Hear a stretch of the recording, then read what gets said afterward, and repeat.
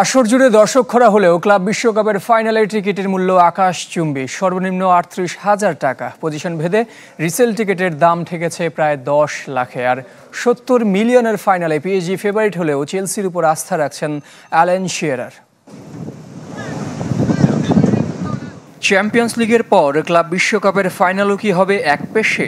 শিরোপার মঞ্চে পিএসজি চেলসির প্রতিপক্ষ হওয়ার পরই উঠেছে সেই প্রশ্ন। মূলত লা পারিসিয়ানদের ভয়ঙ্কর ফর্ম আন্ডারডগ বানিয়ে দিচ্ছে ব্লুদের।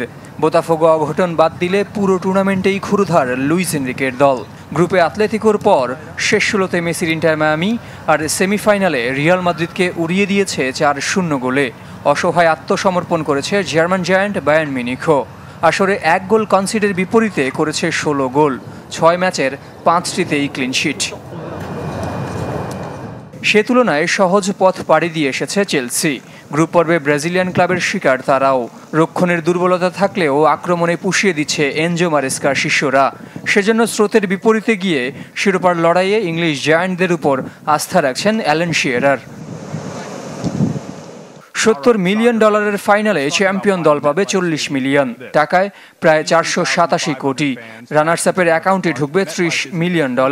পাশাপাশি দুদলের জন্য অংশগ্রহণ আর ম্যাচ ফি তো থাকছেই।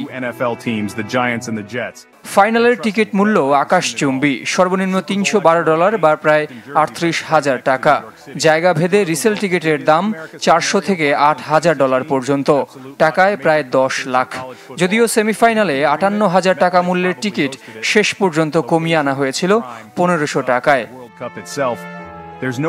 জহির সাগর, চ্যানেল 24।